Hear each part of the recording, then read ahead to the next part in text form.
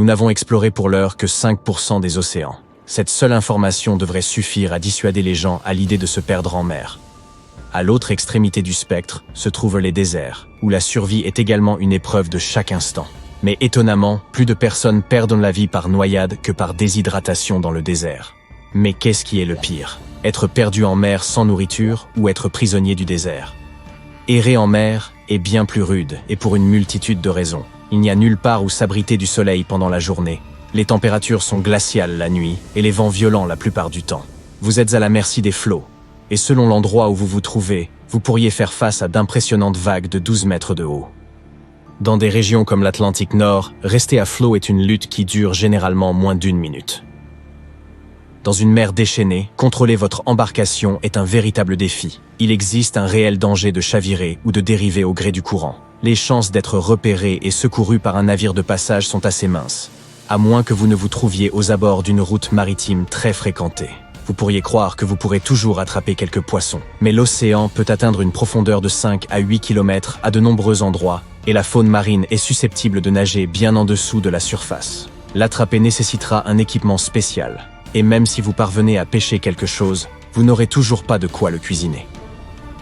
Survivre plus d'1 an à la dérive peut sembler incroyable, mais les experts affirment que c'est faisable avec un peu de chance. Un pêcheur du nom de José Alvarenga en est la preuve vivante. Il a été secouru après avoir passé plus d'1 an perdu en mer. Il a affirmé avoir embarqué depuis le Mexique en 2012, puis avoir été entraîné au large pour terminer, d'une manière ou d'une autre, à 8000 km de distance, près des îles Marshall. Lorsqu'on l'a retrouvé, son visage entier était recouvert d'une barbe fournie. Il avait survécu en attrapant des poissons, des oiseaux et des tortues à main nue. Dans les eaux tropicales, il est impératif d'avoir de l'eau douce, de rester à flot sur une embarcation ou un radeau de fortune, de posséder un abri contre le soleil, de la nourriture et un dispositif de signalisation. Le fait qu'il ait eu un bateau de 7 mètres de long et une grande bâche a joué un rôle crucial dans la survie d'Alvarenga. Généralement, la limite humaine se situe autour de 5 à 6 semaines sans nourriture. Attraper des oiseaux et des poissons à main nue est délicat, mais avec un peu de jugeote, cela pourrait toujours fonctionner. Les petites tortues peuvent être capturées et conservées à bord, fournissant de la viande fraîche et prévenant le scorbut. En haute mer, la plupart des tortues, oiseaux et poissons peuvent être consommés crus. Les toxines marines sont relativement rares dans les poissons. Ce n'est donc pas si risqué. L'eau est également vitale. La pluie, le sang des oiseaux et des tortues, ainsi que leur viande, qui est riche en eau, peuvent toujours aider. Dans un milieu tropical, les principaux dangers sont la chaleur, l'ensoleillement, la déshydratation, les affections cutanées et les attaques d'animaux. Alvarenga semblait confus lorsqu'on l'a retrouvé, car l'exposition au soleil, la déshydratation et les carences en vitamines peuvent aussi affecter l'état psychologique d'une personne. En ce qui concerne le désert, il semble plus facile d'y survivre. Il y a quelques plantes, des lézards et des serpents que vous pouvez grignoter. Vous pouvez rester à l'ombre pendant le zénith brûlant et ne vous déplacer que lorsqu'il fait plus frais, le soir et le matin.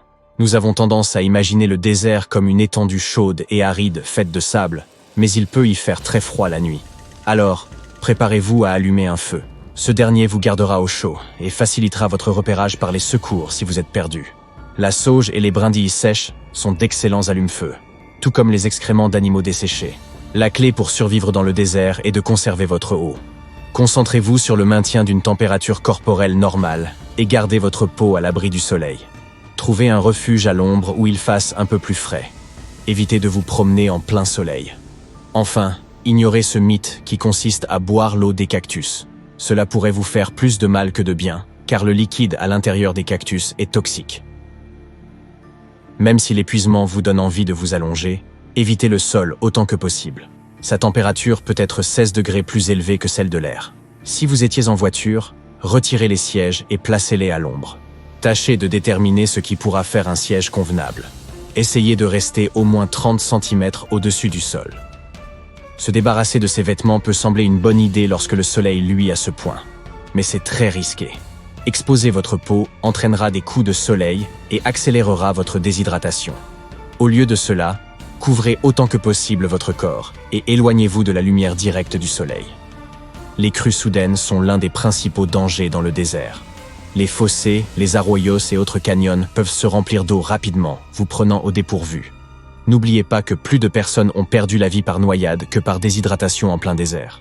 Restez donc sur les hauteurs et évitez les zones qui pourraient être inondées en cas de forte averse.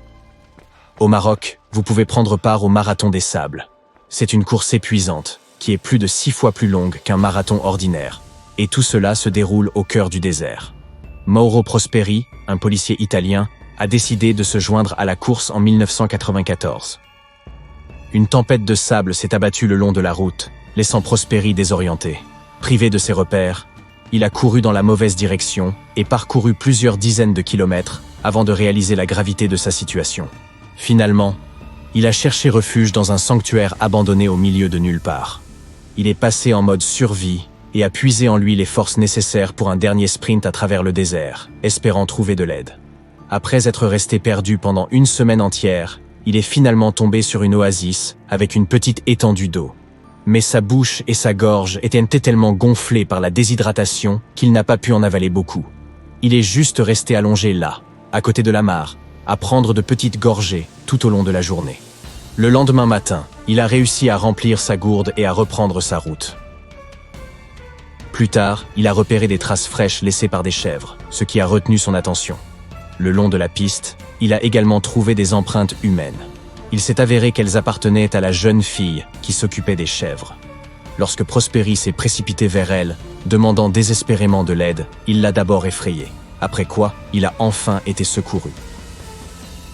Parlons maintenant de la survie sur une île déserte. Ici, vous avez plus de chances que perdues dans l'océan ou dans le désert. Vous pouvez augmenter vos chances de survie en suivant ces étapes. Cherchez des sources d'eau douce, comme des ruisseaux, des cascades ou de l'eau de pluie. Si l'endroit est aride, créez un distillateur solaire en creusant un trou, puis en plaçant un récipient à l'intérieur et en le couvrant avec du plastique. Récupérez l'eau de pluie et faites-la bouillir avant de la boire. Évitez l'eau salée de l'océan. La prochaine étape sera de trouver de la nourriture. Tâchez de ne manger que des fruits familiers, comme des noix de coco ou des bananes, et évitez les baies qui vous sont inconnues. Les algues vous seront également bénéfiques. Et il est possible de prévenir le scorbut en grignotant des agrumes frais comme des citrons et des oranges. Vous pouvez trouver une source de protéines dans les poissons, mollusques et autres petits animaux. Affûtez des bâtons afin de les chasser. Soyez prudent avec les plus gros gibiers et optez plutôt pour des insectes si nécessaire. Faites bien cuire les fruits de mer. Avant de manger des fruits inconnus, frottez-les sur votre peau et vos lèvres pour en vérifier les effets secondaires. Évitez les fruits qui sentent la pêche ou l'amande, car ils pourraient être toxiques. Ne gaspillez rien, même en cas d'excédent. Stockez les aliments et l'eau en surplus et suivez le plan à la lettre. J'espère quand même que vous ne vous retrouverez jamais dans une telle situation. Un dénommé Nelson Nedi a survécu 5 jours sur une île déserte près de Rio de Janeiro. Il avait été entraîné par une vague alors qu'il admirait la vue depuis les rochers près de la plage de Grumari et a fini sur l'île de Las Palmas.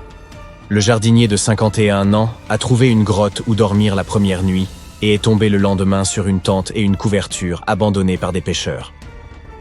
Au fil des jours, Nedi a commencé à désespérer et s'est résolu à boire de l'eau de mer. Finalement, le samedi venu, des jet-skieurs ont repéré les signaux qu'il faisait avec sa chemise et ont prévenu les autorités. Un hélicoptère est venu à la rescousse, et c'est ainsi que Nedi a été sauvé.